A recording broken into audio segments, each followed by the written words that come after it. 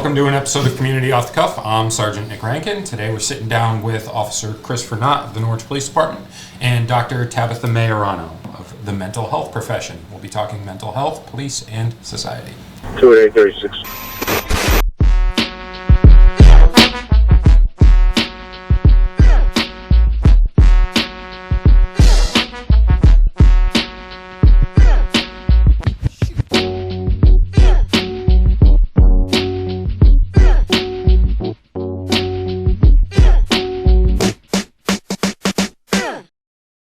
So I figured it would be appropriate to do basic introductions, even though we all know each other maybe too well at this point. So we'll start with Chris, Officer in Norwich Police Department. I know I wrote your officer first class, so you're above 7 years. Yes. 9? I'll be going into my ninth year at the Norwich Police Department coming in April. So 9 years. It's going by fast, very fast. And host of Do Not Sports podcast. Yeah. My brother-in-law and I have a podcast, Do Not Sports, Ray Bones and Notter Show. We talk sports Tuesday nights and Saturday mornings. Having a lot of fun here in this awesome studio, and we're having a blast. Outstanding. Yeah. And Dr. Tabitha Maiorano. Good morning. Good afternoon. Good afternoon. So for our listeners that don't know, Dr. Tabitha Maiorano is deeply embedded in the mental health community, and at least in the policing world, she is she's the guru, right? She's it. I would say that's accurate.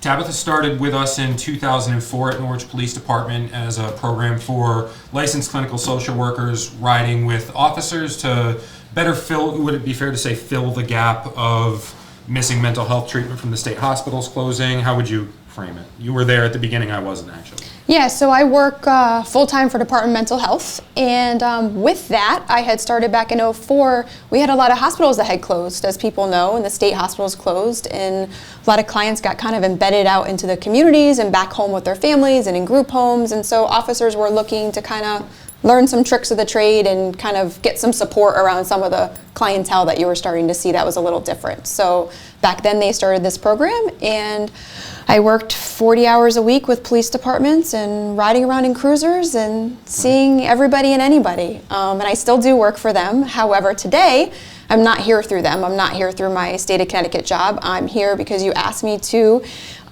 through my private practice. So I have a full-time private practice, TD Forensics, and I do consulting and training and trauma therapy for only first responders and mental health professionals. So I'm kind of here to help you with anything and answer whatever questions I can, and if not, find you the answers and get back to you.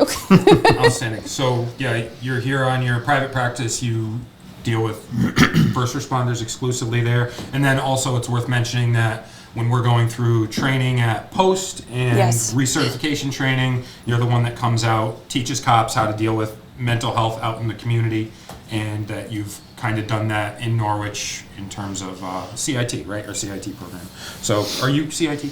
Yes, I am. Okay, so CIT certified. We're both crisis intervention team members, and effectively what that amounts to is something that you'd hear in the news now where they want social workers and cops to ride together and respond to situations appropriately that are maybe somebody in crisis and maybe not a criminal issue. So that's no news to Norwich. That's been going on since 2004 due to our high mental health population that we have here. Yep. And privately you're here because you're my therapist. Well, thanks to HIPAA, okay, but I can say it. Yeah. So I have a practice down in Old Lyme, and I see first responders. So I see a lot of cops and firefighters.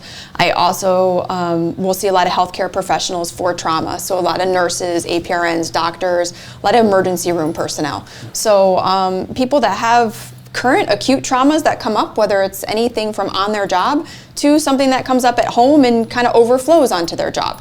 So that's kind of my specialty with that, and because of that, I do a lot of trauma work, and I do a lot of EMDR work, which is eye movement desensitization and reprocessing, which I would never expect anybody to remember because it's way too long. That's why I call it EMDR. Somebody literally asked way me today too what long. EMDR.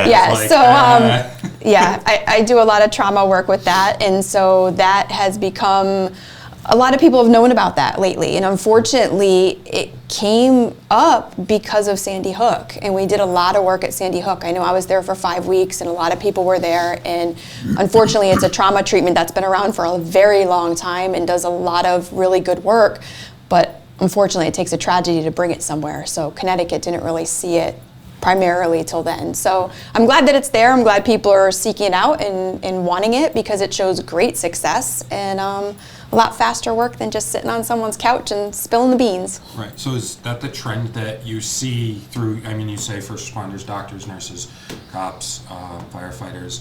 Is trauma seem to be the linking factor between all of those folks when they come to see you? Or would you say it's, it's general counseling, other things arising in their life, and maybe those link back to trauma? Like, what do you notice is the pattern, I guess, is what I'm asking. I think the pattern is somebody walks in my office and sits down and says, Tabitha, I don't know how the hell I got here. What happened? Mm-hmm. And they usually have a flat look on their face, and they usually feel that they're tired and they're exhausted and they don't know how they got there.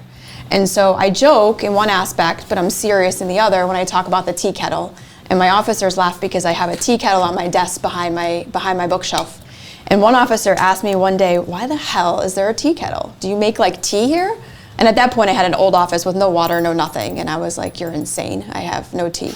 I will get you some if you'd like, but I don't have any. So I explained more that, trauma affects everybody just like a teapot. Okay, if you take every single thing that you go through in your life, whether it is something work-related, something home-related, something past, present, kid, family, future, you name it, it's like a drop of water. And I think in a higher intensity job, first responders, healthcare professionals, clinicians, doctors, all sorts of stuff, although everyday public too, in normal stress. I mean, Corona is kicking people's butt with stress, being home, being quarantined, all these things, so it doesn't matter. And you add in all those little factors over and over again, we always kind of function at like a roaming simmer, but you can't see inside a teapot, because unless you find a clear one, you can't see inside it. So what happens is a lot of people come for treatment when the teapot's boiling over, when the siren's going off, that whistle's blowing, and they're like, oh shit, now what? And the problem is most people sit in my office and say, I don't know how I got here, because the thing that brought them is usually something trivial. And when I mean trivial, I don't mean trivial in life, because it could be large, but it's trivial to them. So for example, if somebody is an officer, for example, and they've had many things like shootings and stabbings and car wrecks and all sorts of stuff, but they're coming because they just can't understand why their kid won't listen to them and shut off the damn Xbox when they tell them to. And they're so mad and irate, they want to break that Xbox and they don't understand why. Sure. So it's doing a lot of education around trauma and how it adds up. And a lot of times we come for treatment because something finally flipped that switch. Sure. And it's usually not a major incident. Cool. I hope we can get like a little bit more into that. I want to give Chris kind of some room to talk there, because Chris had a critical incident that we were all very aware of, and then I know you went to seek treatment following that. Yep. And good for you, because that's the paradigm. That's what we should be doing, is checking in and going to take care of ourselves. So can you speak to that some? Yeah, so February of 2019, I was involved. I was in an officer-involved shooting. It was a pretty crazy day. I mean, I remember it like it was yesterday, and I think, a lot of other officers who have been in my shoes remember their incident just like it was yesterday also. I won't get too in depth with it, but it was a burglary in progress. I met the suspect in the middle of the street. A foot chase ensued, and he produced a handgun out of his jacket, fired his weapon at me. I returned fire. I did not make contact with the suspect. He ended up stealing a vehicle down the road. Car chase ensued, and then he ended up in another jurisdiction where unfortunately he was killed. That was a day from hell for me. I thought that I was okay. I thought that it's just another day in the life of being a police officer. I come from a law enforcement family, so in a way, I was expected, to just deal with it. My father was a police officer, my mother was a police officer, my grandfather. I have a cousin who I work with. I have a second cousin out in California that's a police officer. So basically, I grew up around it my whole life. So, that day it happens, and the first person I wanted to talk to was my girlfriend. Actually, I'm sorry, my fiance at the time. Sorry, Kate. So she was my fiance, and I called her. Actually, I didn't call her because I didn't want her to get upset. So I'm thinking to myself, I'm like, who am I going to call first? Because I don't know if she's at home. I don't know if she's working because her schedule's kind of crazy. Right. So I called my dad. It's the first person I called. He was in Virginia at the time. I called him. I said, Dad, I was involved in a shooting. It's like, holy shit, are you okay? I was Right. fine. Everybody was okay at that point. I said, yeah, I need you to do me a favor because I don't think I can physically do it. I need you to call Mom and I need you to call Kate. And my mom is actually a secretary over at Montville Police Department, and she's hearing all of this commotion going on over the Connecticut State Police radio. And she's like, oh my God, Norwich was just in a shooting. They're chasing a stolen car. They're on the highway. And the word travels quick because an officer from Montville came in and said, Linda, Chris, he's okay, but he was involved. He got into a gunfight with the suspect in the middle of the street. And, I went to the hospital. I got checked out. I thought I was okay. And I'm going to go back to saying that again because I thought I was okay. For those that don't know, Tabitha is also my doctor. You obviously don't need to speak on any of that, but I will because, I feel comfortable with that. I went and sought Tabitha's help, and kind of the rest is history. Sure. That's something we have in common. I'm from law enforcement family as well, and actually my mom is EMS, right? So she's got the radio on at home frequently, right? Because she's going to respond to whatever, and she's kind of gotten ear to the ground and is used to it from having a scanner when my grandfather, her father, was a Norwich cop. Do you think, because sometimes I feel like that's an added layer of strange pressure to, like, one of my first thoughts when something goes big on the radio, as soon as it settles even a little bit, I'm okay. Like, I'm okay. Yep. And we always start with, hey, I'm okay, I'm busy, right? And then usually the phone chain starts to, my wife actually prefers not to know. She always says that. She's like, hey, if something, I can't control it. If something's going to happen, I'd rather live in the world where everything's fine until the police officers get to my door and tell me something's gone horribly. Right. But did that make a difference for, like, you said your first call was Kate, and then you wound up calling your dad, and is that running through your head that Mom's listening? So at the time, no. I wasn't thinking about my mom at the time because she, I'm just like, okay, she listens to the radio anyway. She actually listens to the scanner sometimes, when I'm at work, because she was a cop. She was a cop for 29 years. Like, that's just in her blood. She likes to listen to it. And, right after the incident was done, and I should say when it was done in the area that I was in, because it traveled through several different jurisdictions and went through different parts of the state. When it was done there, believe it or not, my first thought wasn't calling anybody. My first thought was, okay, I had two other officers were there before me, before I even got there. My first thought was, okay, where are my guys? Where are my partners? I'm looking for Officer A. He was the one that went up to the house first, and I'm looking around for him, and I'm like, where is he? Where is he? Is he all right? I didn't know if he met the suspect in the house. I hadn't even seen him at that point. Yeah.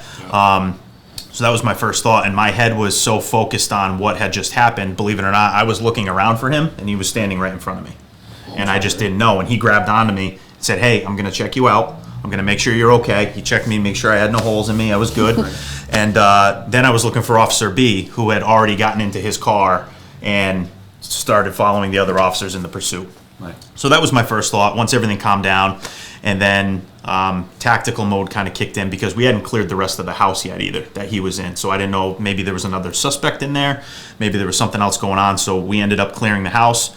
And then I didn't calm down because my adrenaline was through the roof, but I kind of came to, and I'm like, okay, I need to call before word gets out that I was involved in a shooting because, one, my fiance will be very upset that I didn't tell her, and two, I'm in a law enforcement family, so word travels. So my mom found out before my dad even called her, obviously, because that's just how it happens. But I think it didn't play until right after. That's when I needed to contact the right people at the police department, and then, got a hold of my family and told them that I was okay and I would be heading to the hospital just to get checked out. Right. So, and that's the other thing that I think it's probably worth discussing a little bit because this is like the idea of this podcast is kind of a better understanding from the community aspect to the police and from the police to the community. So, right after, hey, they come, they check, you got no holes in you. Can you walk through the next hour? Yeah. Even, like, hey, what happened? And that's actually something I remember, like, it actually kind of gives me goosebumps right now thinking about it, because the support and how everything kind of transpired. So I had actually injured my ankle during the incident. I didn't know it, but I didn't feel it. Obviously, nothing until I kind of took a step and just realized, like, oh man, something's up with my ankle. I ended up twisting it really bad, overstretched some ligaments and things like that. But the next thing was I saw they called, supervisor arrived on scene. We didn't have a road supervisor on at the time. But there were plenty of supervisors working because there was another thing going on at the PD. So supervisor arrived on scene, asked me if I was okay. Yep, I'm fine. He's like, okay, you're going to the hospital. I said, okay, that's it, because that's kind of the natural protocol. You're involved in an incident like that, whether you're injured or not, you got to go. Now you're evidence, right? Yeah, absolutely, and that's the thing, I didn't want to go in the ambulance because I didn't feel it was necessary. So another officer took me to the hospital. I walked right into the hospital. They kind of already had a little bit of an idea of what was going on, and they got me into a room. And then the next thing you know, I see my mom, I see my fiance.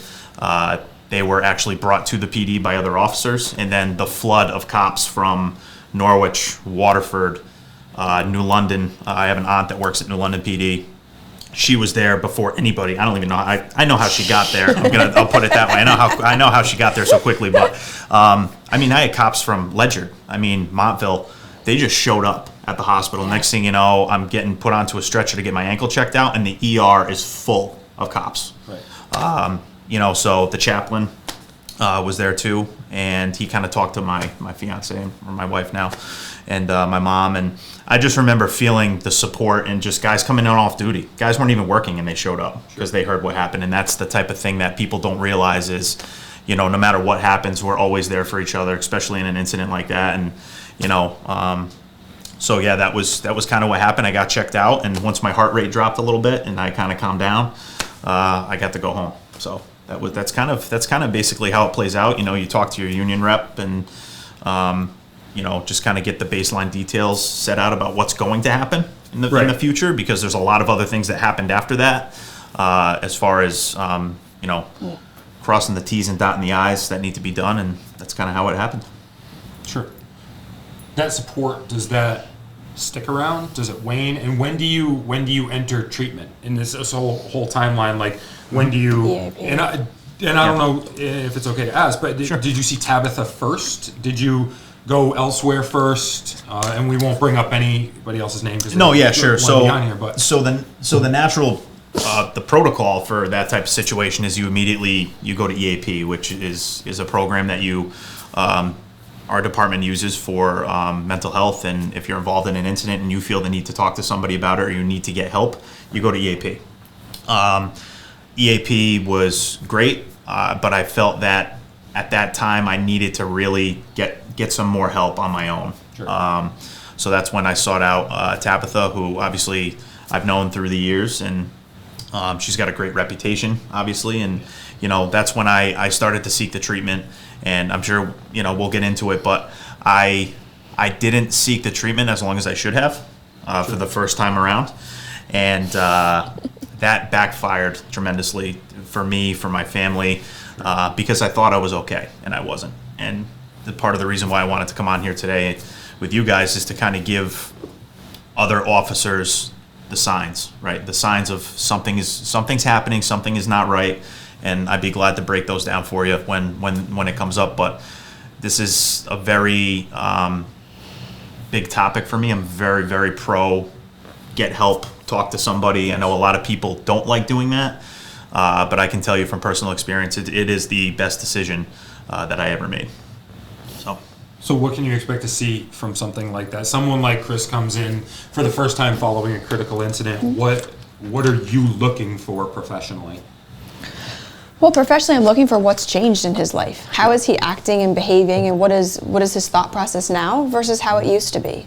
I don't know how much Chris wants me to get into and doesn't want me to go into, but in generalities, a lot of times the first thing to go with people when they have an incident, whether it's a shooting or anything else, is lack of sleep, right? We get upset. It doesn't matter if we get in an argument with our spouse at home or over anything. It doesn't even have to be a big incident like a shooting. We don't sleep very well. And what they found is that our brain kind of puts to bed all the crap that we've experienced for the day when we're sleeping. So when our parents used to joke around and say, sleep on it, you'll feel better in the morning, and we were rambunctious and didn't want to go to bed, there's actually some sense to that. So you see when people don't sleep very well, and they don't sleep very well now for a few hours, a few days, a few weeks, you start to feel a little squirrely. Right? So that's just like any one of us that works too many doubles, too many shifts, we're not sleeping as well, and we start to get a little irritable, we start to get a little anxious, we start to get a little argumentative with people, and so we don't sleep very well, we start to not feel very well, and then we start to at one point learn that we need to sleep. So what do we do is most of the time we pick up the booze, because alcohol helps us sleep. And at the beginning, it helps us sleep really well. It helps us go to bed, it helps us sleep through the night. If we are experiencing some trauma and we're having some nightmares, and let's say that it's kind of at that level, kind of makes them go away for a little bit too.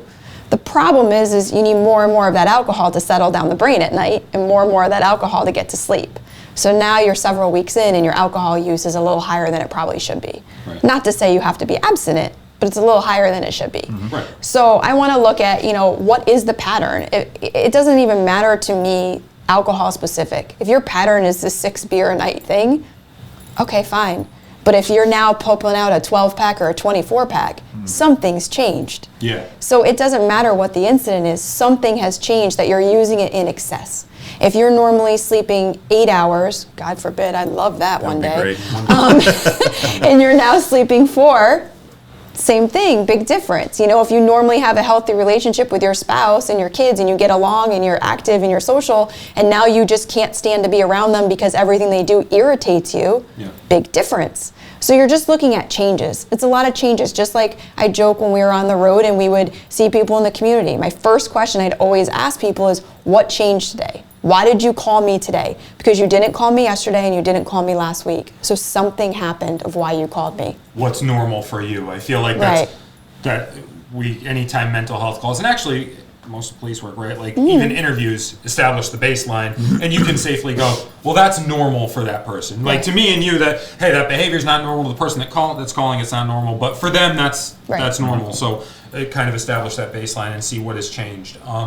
And when you talk about those early symptoms that, that the anxiety, irritable, things like that, like how much of that is chemical? Because, we talked before about like the cortisol dump, right? That cortisol dump or in the adrenaline dump, and, you go home and you didn't exhaust yourself, right? That incident is, it lasts a couple of seconds and now you have all the chemicals. And then when do they leave? How do they leave? Well, they leave and they dump. They leave and they dump. But I think what people get nervous about, especially officers, people get nervous about that diagnosis of PTSD. I don't want PTSD. I don't want to have it. I don't want it on my record. I don't want it anywhere near me. And so I think what people need to remember is even if things change, the first couple weeks, that also is normal. Your brain is a muscle like anything else. Your brain needs to learn to rebound from it. Your brain needs to learn to cope from it. And you can be kind of off normal for those few weeks. That does not mean you have PTSD. It does not mean you've lost your life. It does not mean you've gone down the rabbit hole. It just means your brain's trying to kind of settle it and regroup. Now, if it's lasting longer and we're 4 to 6 weeks to 8 weeks to 2 months in, now we've got to talk about some things. We've got to figure out why your brain isn't healing it. And a lot of times, especially in this business with all of us, is we tend to jump right back in, right? There's something about getting on the horse and going back at it. And one aspect that is helpful, right? We don't want to isolate. We don't want to be in our houses with the blinds drawn. It's not going to be helpful. However, we also don't want to turn around and go back to doing a double 6 days a week because our brain doesn't have time to process it. It doesn't have time to think about what's happened. It's on to the next task. So specifically, when you talk about officers, a lot of time the problem with officers are we are very good, you guys are very good at compartmentalizing. You're good at putting on the face, doing what you need to do, and going to the next role, right? We can do that. I can say from when I was in the cruiser with you guys, sometimes you'd have 5 calls a night, sometimes you'd have 30, and you turn from one to the next all night long. And that's fine. However, at one point, it stops, and your brain catches up. And so you have to prepare yourself to know what's going to happen when your brain catches up. So it's all the preventative stuff, like Chris said, learning to do preventative work when you're feeling okay. Sure. Continuing with your hobbies, continuing with your sports, continuing with the things that you love to do outside of your job, that becomes habit. It's like telling somebody who has panic attacks that if you practice your deep breathing on a good day, when you just wake up in the morning and you say, you know what, this is actually a good day, I'm all right today, but I'm going to practice that anyway, even if it's just for 3 minutes. Your brain learns to remember how to do it. It's like when you learn to drive a car. You learn how to hit the brakes and how soon before the car in front of you slows down that you have to hit the brakes. Therefore, when a deer jumps out in front of you, you know to hit the brakes. If you never learned how to softly apply them at what time you should, 3-car distances in front, even though I don't do it very well myself, I must admit, you will then practice and know how to do it. So your brain will respond a little bit better. Makes sense. So do you see the same kinds of behaviors, like, going CIT, going to the regular community, anybody out there that's experiencing, like, hey, right now we're in the middle of COVID and they've got people have this stress, they're obviously off of their baseline. Some of that is normal, right? Like, hey, you should be a little bit off because this big stressful thing is still ongoing. Does that manifest the same way in the community, or do you feel that kind of brings itself about differently, I guess? Well, I mean, I think the only main difference with the community is I think people in the community, as much as people can be scared and there's a stigma in mental health, there's a worse or higher stigma with police and with first responders in general. So they are going to reach out for help even less than the general community. And because, for the most part, they can hold it together. They can go about their daily business and they can do it for several days, several weeks, and sometimes several months before things hit their tipping point of their TPAD. So it takes them a lot to go. And I always say, therapists are just like teachers or doctors or anything. There are really good therapists and there are therapists that aren't so hot. But there's really good teachers. And then I know I can look at my past and say, there's a few teachers I didn't think were so hot either. Sure. Same as doctors, police officers, right? Can get a bad rap or can get a good rap. It all is going to depend. So I think seeking out treatment, when you talk about treatment, it depends upon who you go to see. It's not that you see somebody and the therapist sucks. It's not that you see them and they don't know what they're doing. It's that perhaps their niche isn't first responders or their niche isn't professionals that are in trauma. Everybody has a different niche, right? If my niche is working with 5-year-olds and doing play therapy and all sorts of wonderful family work, that's one thing, but it's not going to be the other. So it's seeking out the correct person for the problem or the incident or the thing that you're dealing with at the time. I think that's what's most helpful and going to get you the most treatment. No, that actually makes a lot of sense because I'm like semi-embedded in the mental health thing, as you know, at the PD. Like I'm a yay rah rah. Like let's like actually build this into the fabric of the PD in a way that it's not a problem and it's something that we're always dealing with. And the first time I went to see somebody, I ran into like the therapist that just wasn't for me, and it came off of a recommendation from another first responder who's like, I love this person, this works for me, it's fantastic, and great. So I'd started having some like mild panic attack type symptoms like on my days off, which is why I ask about when does that cortisol come out, because it was like for me, if I kept working, I was fine. I didn't feel bad, I didn't feel anxious, but then I'd get off duty. But that's a good point. A lot of people, like in your situation, officers, they can function, like I said, every day. They can pull it together and they can get through because they compartmentalize. What happens is then when they get home, a lot of people will describe that they feel just exhausted. They're exhausted, they're detached, they don't feel that connection. People will say, I love to be home, like I have a great relationship with my wife, but I'm not happy anymore. I love my children are awesome, I love to coach ball and do soccer and do all these things, but you know what? Now I don't even want to go to the game because I'm just annoyed it's one more thing I have to do. And so the thing is we can't keep it together. We can't kind of put that happy face on 24/7, no matter how good we are. I can't do it either. None of us can. So if work is really everything and takes all of your energy to keep it together for those 8 hours, or most of the time with a lot of us, 16 and 20 hours, let's face it, you hold it all together for that, your body can't hold it. Your body's got to come down at some point. And that's where it ends up showing up, unfortunately. It's on that downswing. And that, so I really like this book, Emotional Survival for Law Enforcement by Dr. Gil Martin. And he talks about that. It's almost the way when we study like, hey, cocaine, right? You're going to somebody takes cocaine, boom, they come up to 10. They don't go back down to 0. They go back down to -10. Yes. And I feel like the hypervigilance, and I... Glad you remembered that. See, you remembered from class. I pay attention to your class. Pays attention from time to time, right? That was a few years ago, that class.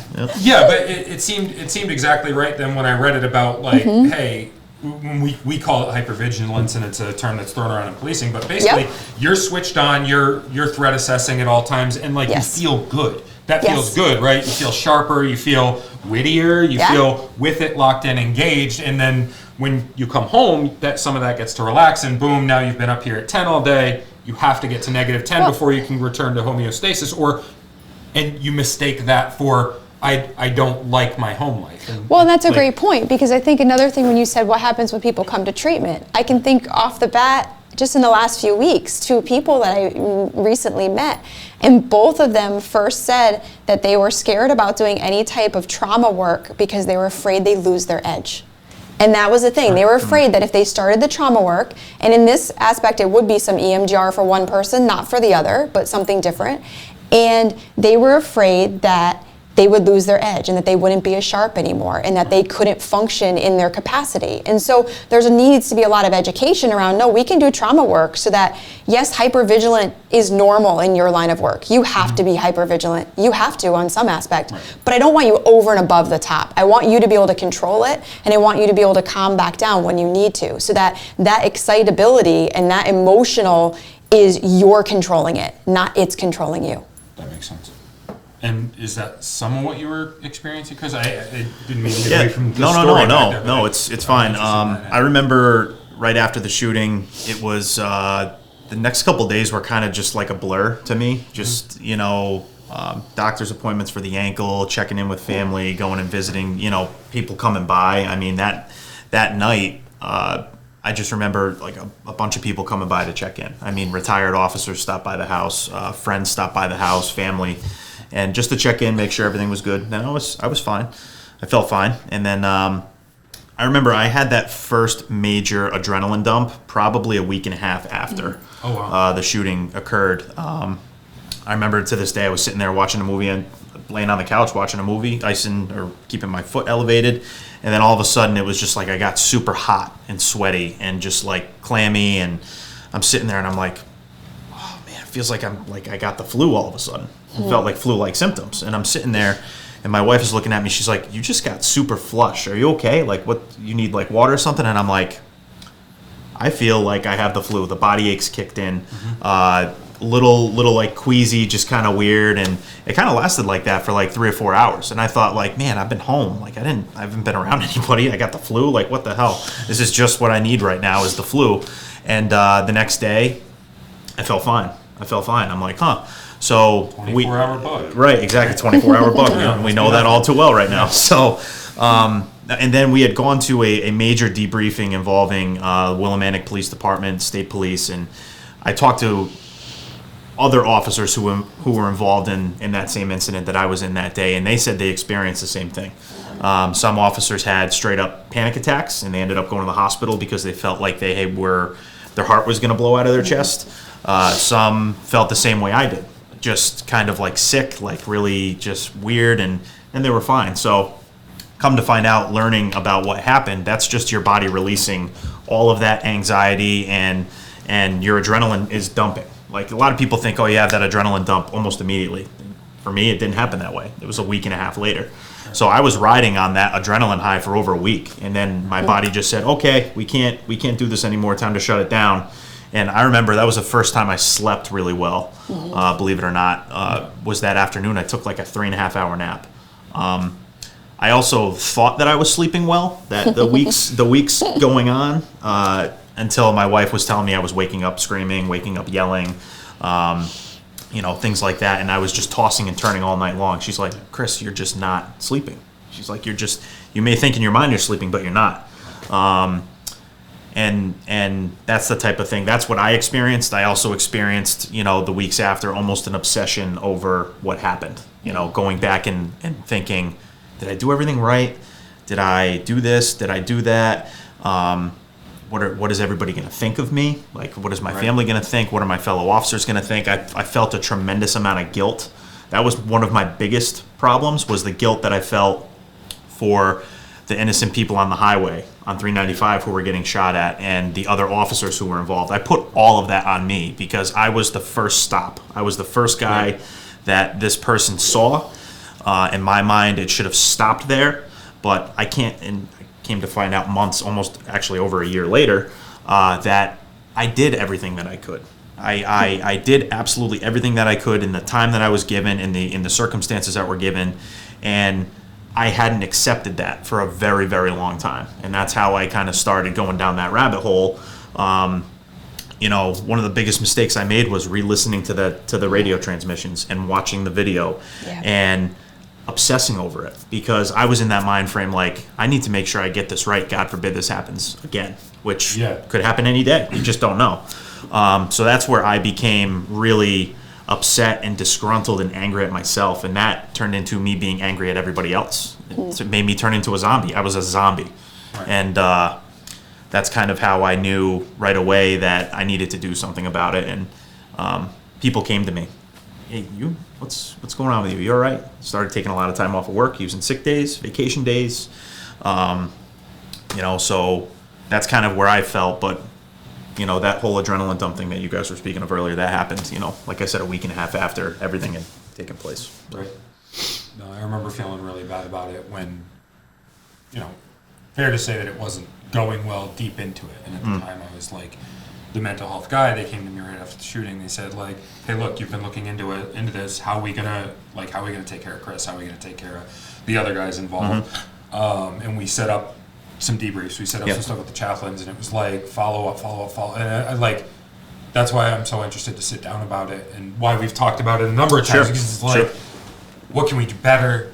How do we treat the guy that's stuck in that situation the right way? And I think that's the other weird thing about it is, I don't. None of us want to treat the person involved or that's gone through the trauma with pity, right? Like, we all know you to be like a smart, capable, do-gooder officer that we wouldn't want to be insulting, but at the same time, we want you to know that we're there. Yeah. We want, and I didn't know what to do with it, and I think a lot of guys didn't, right? Because we talk about it, like, well, should I reach out? Should I not reach out? Like, what?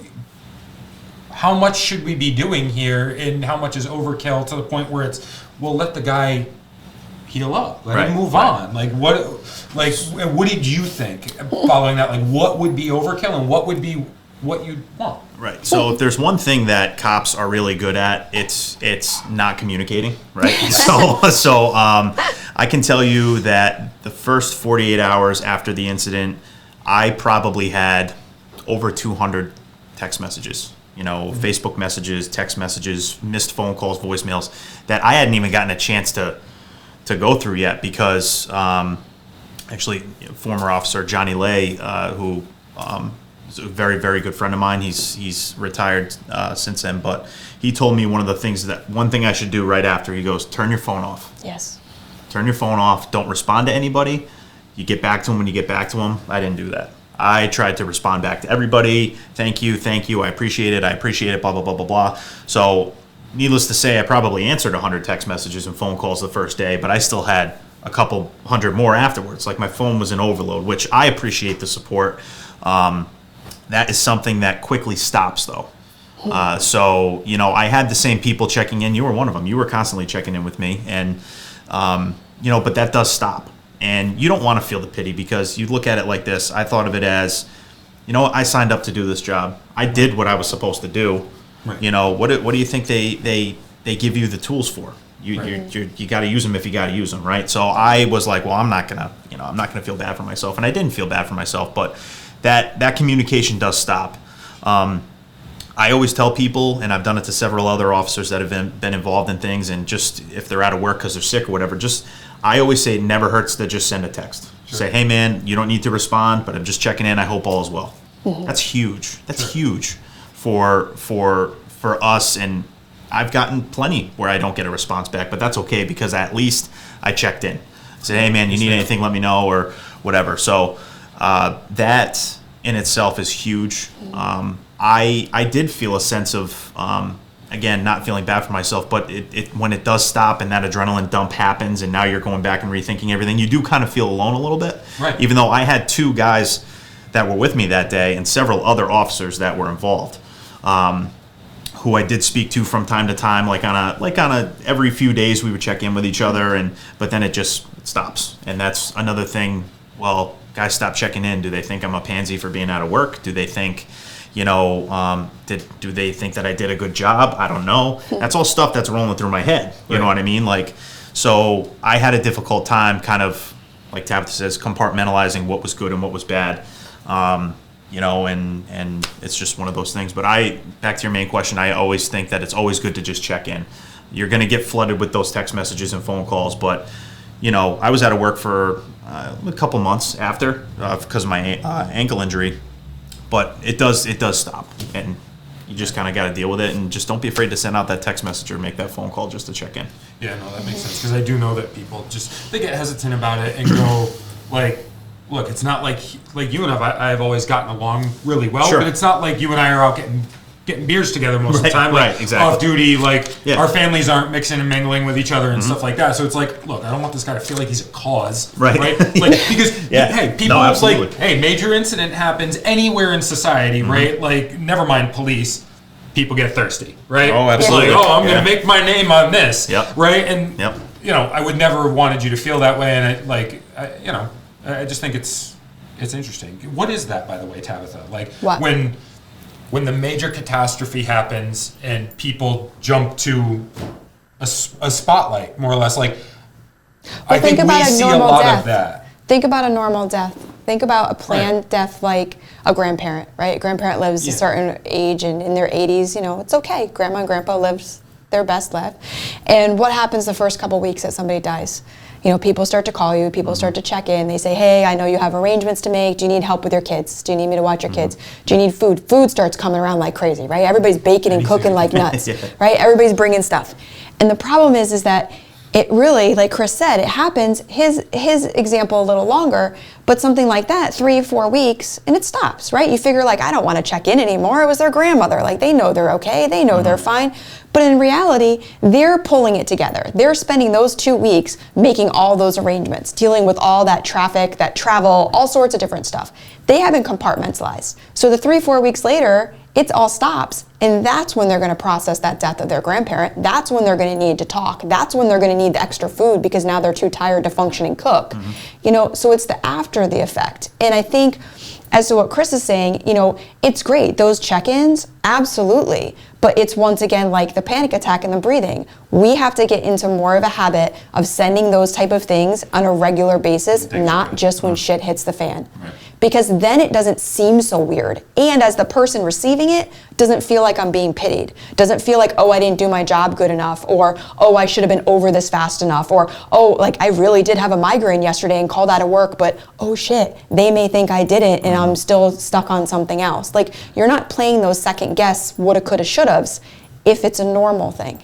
So you got to make more of, I think, the preventative stuff more of a habit or a conscious effort on a good day so that it doesn't become so awkward on an off day.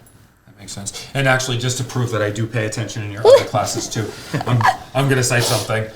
So, you know, you had told us at one point that, hey, you see a lot of psych calls, you see a lot of depressions, committals, suicides, January, February, because around the holidays, everyone was, I have this relative and I really do care about them and I really do love them and they're going through a tough time and I'm going to tell them because it's Christmas and on Christmas you tell the truth.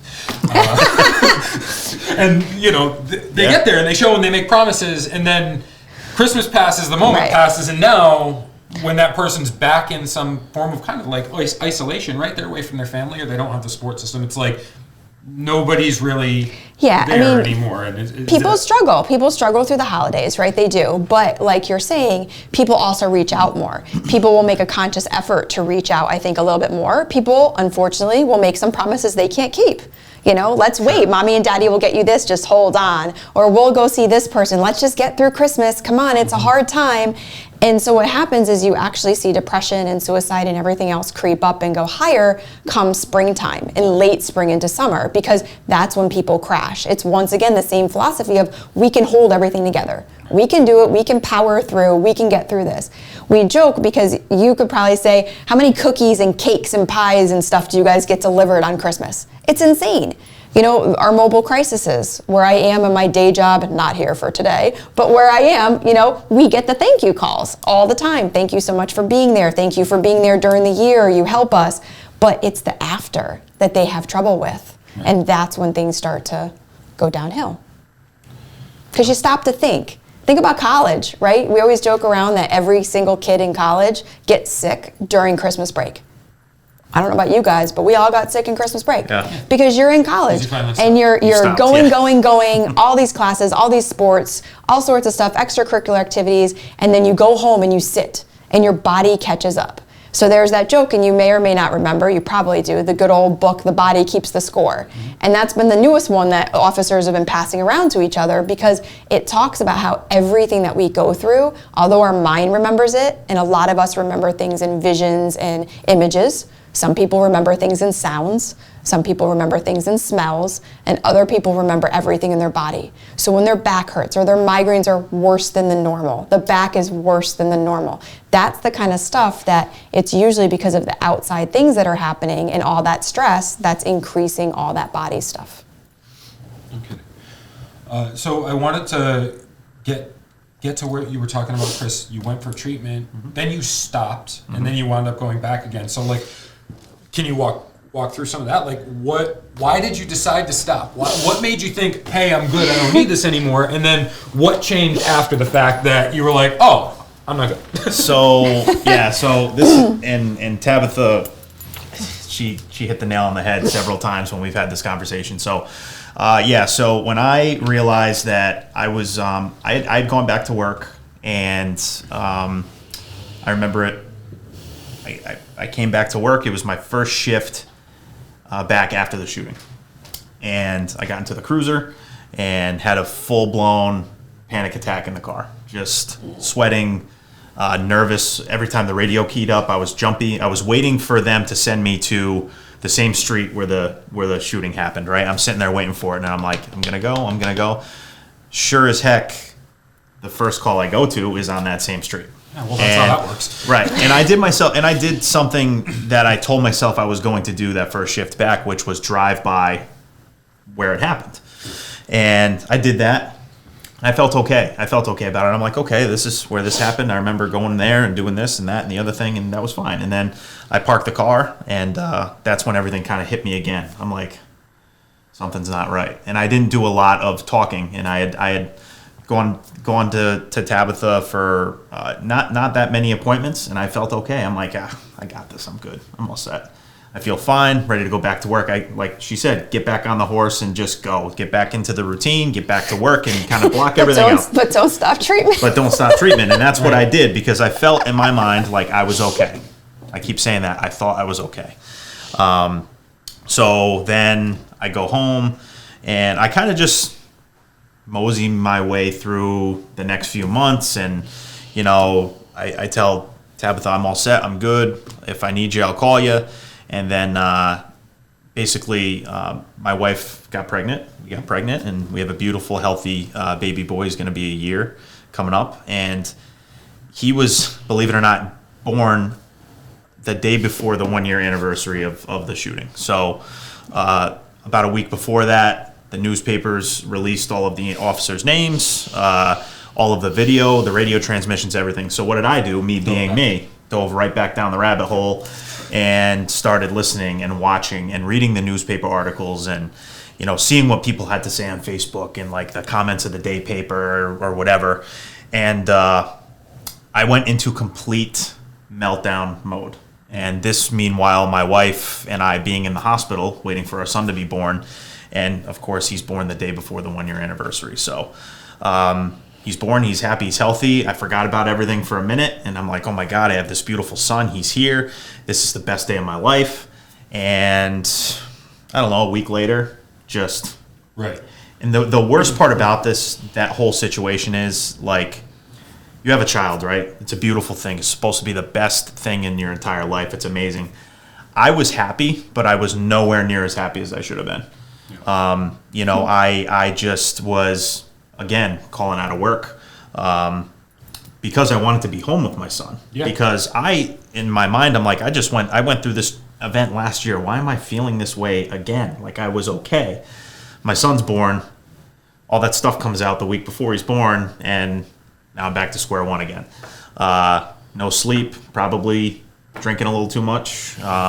again, no sleep, waking up in the middle of the night, screaming, yelling, jumping on top of my wife because I think somebody's trying to come into the bedroom. I physically see this, shadow come into the bedroom, and I'm jumping on top of her, and she's like, "Hey, what are you doing? What are you doing? Stop, it's okay."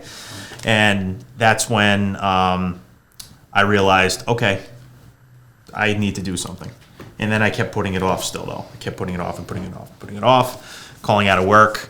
And one of the tough things about that is people that I work with that know me well noticed that I was calling out of work a lot. And going into this pattern of going onto my days off, using a couple sick days, going to work for a couple days, taking a couple more sick days or vacation days, whatever it was, because I didn't want to be there, because I physically felt ill, like when I was getting ready for work. It was horrible. And that's when my wife was like, you need to do something before all of these things that you have going on in your life, your son, me, right. Like, we're not going to put up with this anymore. I'm not mad at you.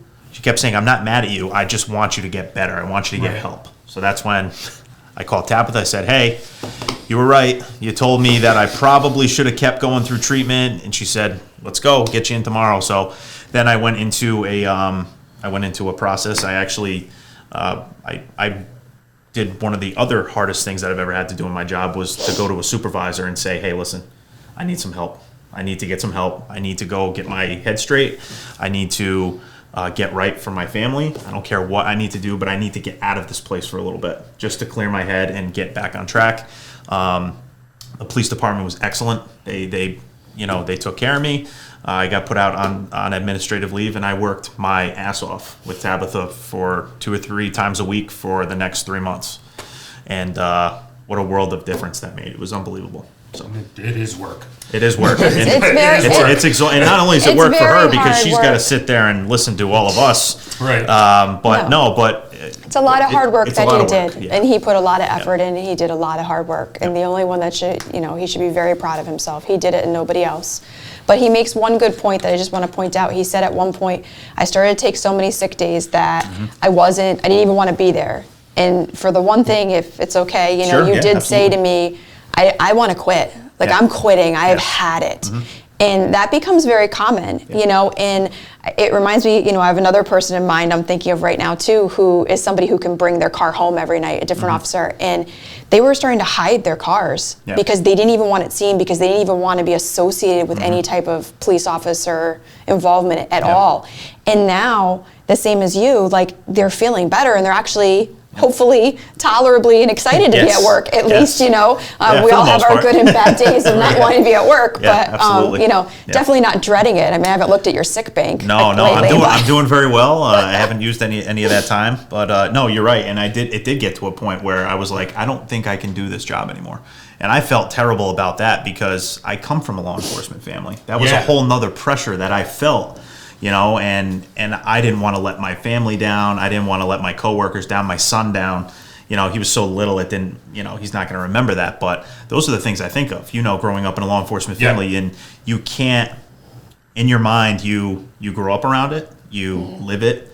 Listen, I was going to New London PD or East Lyme PD on a daily basis with my parents, whether it was drop off, pick up, my parents worked all different shifts. So my dad was a canine guy. There was always a police car in the driveway, so I'm getting to ride around in the car and this, that, and the other thing. So that was really hard for me, and it was incredibly tough for me to think I could actually hang this job up over something that I know I can get better. And I know if I put the work in and I actually just admit to myself that I need to get some help, I can get back to where I was, if not be even better than I was before.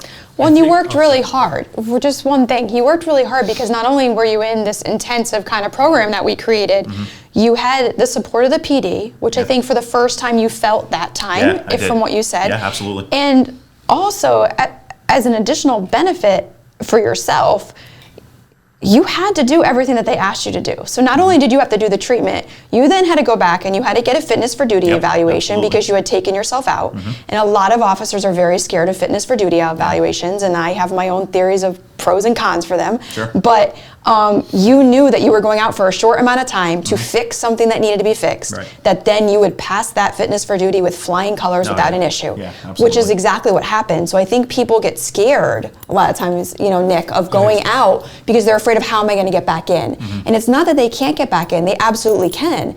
They just have to be feeling better to do it. And I think if you are honest, like you were with your administration, Right.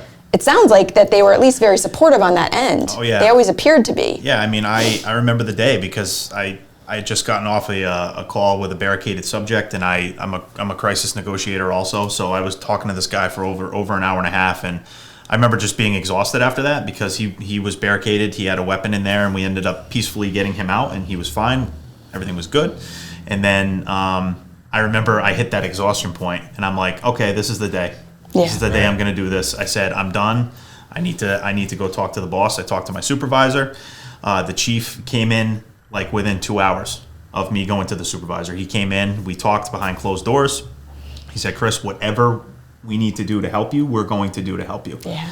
And that is something that a lot of people don't realize is that, you look at administration a certain way. They don't want to see anybody be hurt, especially like in your personal life and possibly wanting to end your career over something that you can probably get better at. They don't want that to happen. Is as a result of the work, right? Right, It's exactly. not as if Chris Nott was there and then just, hey, he made bad personal decisions in his life and Right. went off the rails or was doing a bad job at work. It's just Right. I've kind of hit it here. Yeah. And I wanted to talk about actually two things that you brought up. So I'm going to forget if I don't say them both right now. So I think the law enforcement family thing, which is interesting, and I want to talk about for 2 seconds, Yeah, and then absolutely. about having a kid and why that changes everything. Yeah. So I think that only people from a law enforcement family that go into law enforcement understand why we conflate being a good person and all the values that go with law enforcement as attached to your job, right? Like, so when you say, as, hey, I come from a law enforcement family and I'm thinking about hanging it up. Right. So like, to normal people, they go, well, yeah, that's a job and that's great and there's noble characteristics that are involved, yada, yada, yada, good for you. That doesn't change what kind of person you are if you leave. But for us, it's this, no, the morals that were ingrained to me at home are the same as what is at work. So to me, I'm hanging up my moral virtues on the rack and quitting, right? Like that. I think that's a really big deal. That if you're not from a law enforcement family and it's a job to you or it's something that you always look forward to, like then it's maybe there's a healthier level of detachment for it. Yeah. I don't know if you feel the same way, but I know that's how I feel. I was going into panic mode almost every day. I'm very close with both my parents, and I talked a lot more with my mom than I did my dad.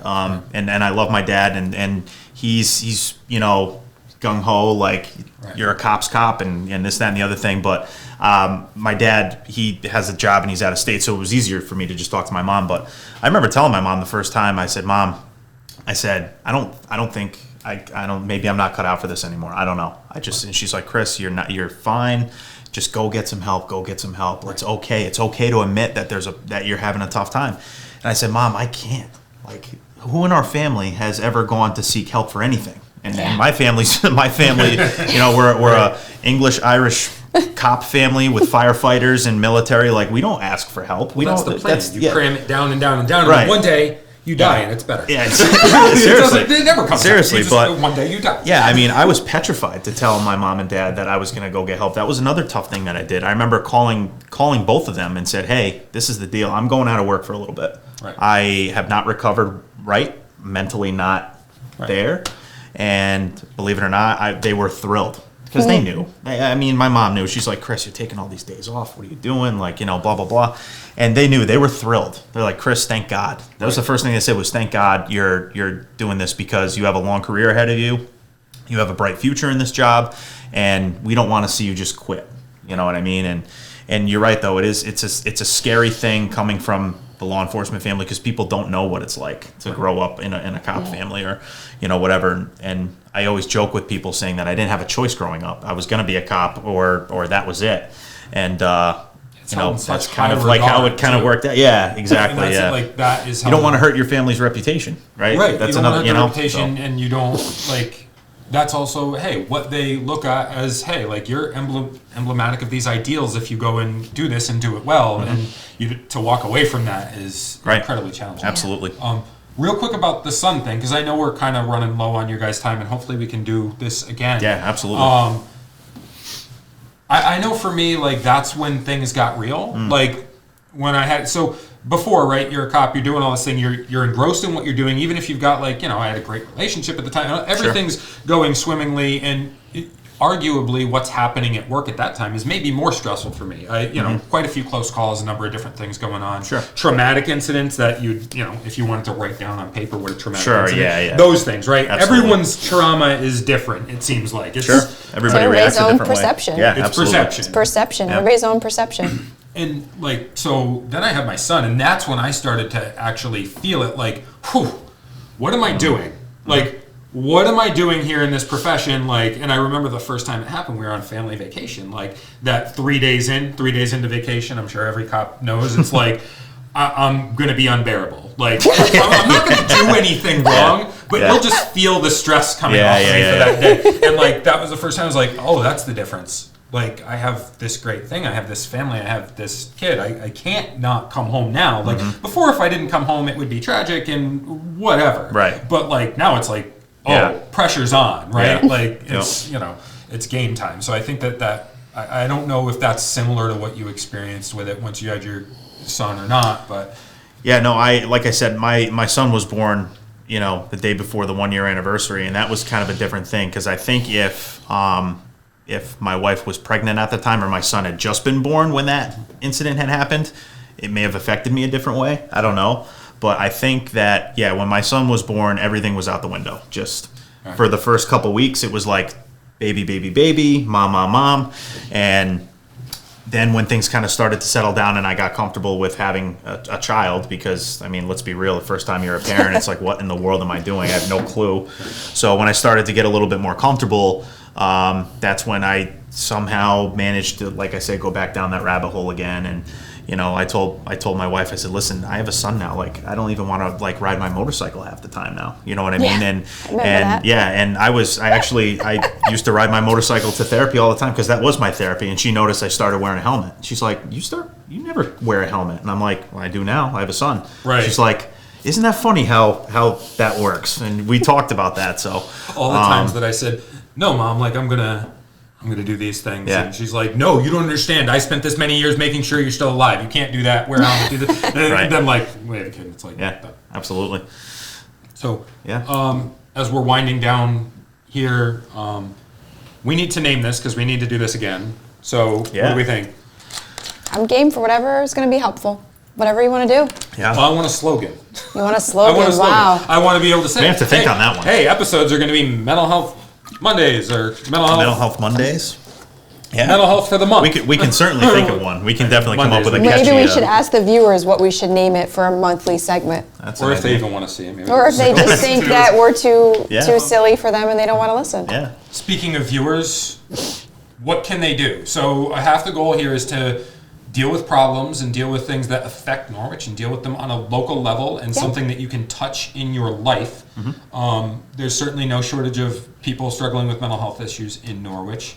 For the people that are or aren't, what can they actively do to make that better for people, whether it's get involved in an organization or if it's something in their personal lives? What do you think? Yeah, I mean, I think people need to talk to each other, and I think people need to listen. I think a lot of times when people are struggling and a lot of times people are stressed out, they want to feel validated. They want to feel like somebody's listening to them and they're being heard. And I think a lot of times that's the biggest thing that I hear. Administration didn't listen to me, my wife didn't listen to me, so-and-so didn't listen to me. And they may have actually listened, but they didn't feel that they listened. So I think really listening to other people and validating, reaching out when things are even, at a 2 or a 3, they're semi-okay. You don't have to wait to reach out till somebody hits an 8 or a 9 in their spectrum of stress level, and making sure that we all keep the things that make us happy important in our lives.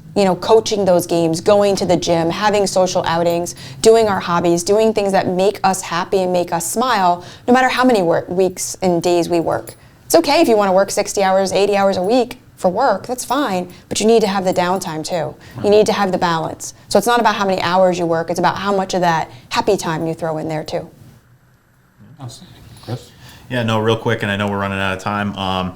There's one thing that I do want to say, and it's for all first responders. You don't have to be a cop, a firefighter, EMS, whatever. If anybody needs anything, or if anybody wants to talk, I am here. I'm very pro talking, and I hope my fellow coworkers, if there's anybody that's struggling or anybody that just wants to talk for 5 minutes, just let me know. I'll throw my, people I work with, how to get a hold of me. But if there's anybody else from any other local police departments, fire departments, whatever, I'll put my email up there if anybody wants to contact me or reach out. Same thing with Tabitha. Nick, I'm sure, same thing. You're very, 100%. Just don't wait till it gets too late. Yeah, Right? please. Don't wait. Talk to us ahead of time. Yeah, absolutely. And just recognize the signs, guys. I hope that I was able to kind of tell my story in a way that you can recognize what's going on. So that's that. Call it. So let's Thank do you. it. All right. Thanks for listening. Have a good one.